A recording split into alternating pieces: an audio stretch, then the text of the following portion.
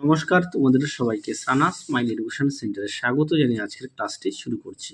আজকে তোমাদের সঙ্গে আলোচনা করব তোমরা যারা ষষ্ঠ শ্রেণীর প্রথম পর্যায়ক্রমিক মূল্যায়ন পরীক্ষা দেবে তোমাদের জন্য রায় ও মার্টিন প্রশ্নবিচিত্র থেকে আজকে সমাধান করব ষষ্ঠ শ্রেণীর পরিবেশ ও বিজ্ঞান বিষয়ে মডেল নম্বর 4 অর্থাৎ 4 নম্বর স্কুলের যে সমস্ত ছোট ও বড় প্রশ্নগুলি আছে তার সমস্ত প্রশ্নের উত্তরের সমাধান করে দেখাবো। চলো দেরি না করে মূল বিষয়ে যাওয়া যাক। একে আছে ঝাড়ুদার পাখি হলো, উত্তরটা লিখবে কাক, অপশন এ। দুই দেখো একটি যৌগিক পদার্থ হলো, উত্তরটা লিখবে কলিচুর, অপশন সি। তিনে দেখো ভূমিকম্প একটি প্রাকৃতিক ঘটনা, অপশন সি। চারে দেখো কার্বরিল একটি রাসায়নিক কীটনাশক, অপশন বি। পাঁচে দেখো লোহা থেকে মরচে হওয়া এক প্রকার রাসায়নিক পরিবর্তন, অপশন এ। পরবর্তী প্রশ্ন দেখো কি আছে, দুই দাগে শূন্যস্থান পূরণ করো। একে আছে গাছের পাতা মুড়ে বাসা বানানো প্রাণীর নাম হলো টুনটুনি পাখি। দুই দেখো হাইড্রোজেন সালফাইডের সংকেত H2S। তিনে দেখো পানীয় জল জীবাণুমুক্ত করতে ক্লোরিন ট্যাবলেট ব্যবহার করা হয়। চারে দেখো ম্যালেরিয়ার ওষুধ তৈরি হয় সিনকোনা গাছের ছাল থেকে। পাঁচে দেখো ভিটামিন এ আমাদের চোখ ভালো রাখে। ছয় দেখো হাড়ের ঘনত্ব কমতে শুরু করলে যে রোগ হয় তা হলো অস্টিওপোরোসিস।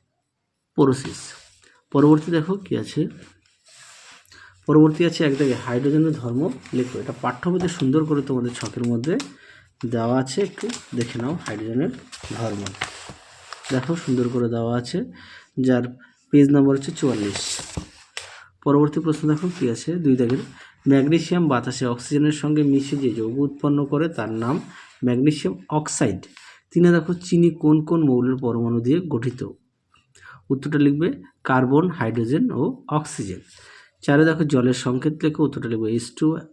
পাঁচে দেখো একটি নিষ্ক্রিয় গ্যাসের নাম লেখো, হিলিয়াম, আর্গন ও নিয়ন। ছয় দেখো একটি তড়িতের সুপরিবাহী অধাতুর নাম লেখো, উত্তরটা লিখবে গ্রাফাইট।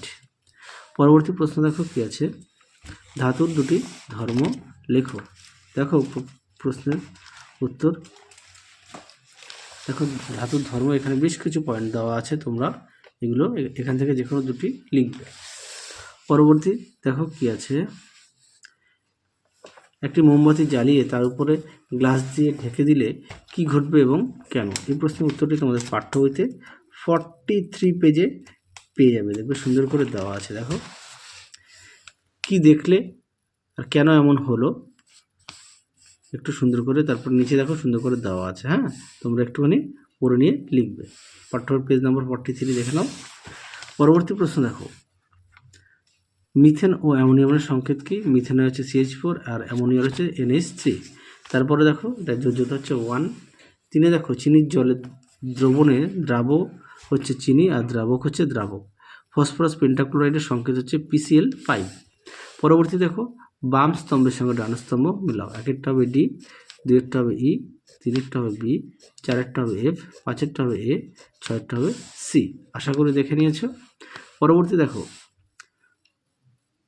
কোন অণুজীব দুধকে দইতে পরিণত করে, উত্তরটা লিখবে ল্যাক্টোব্যাসিলাস। পরেরটা দেখো পাউরুটির গা ফুটো ফুটো হয় কেন? দেখো এই প্রশ্নের উত্তরটা আগের পরপর 3টে মডেল সেটে আমি পেয়েছি। উত্তরটি এখান থেকে এই পর্যন্ত তোমরা পড়ে নিয়ে লিখবে।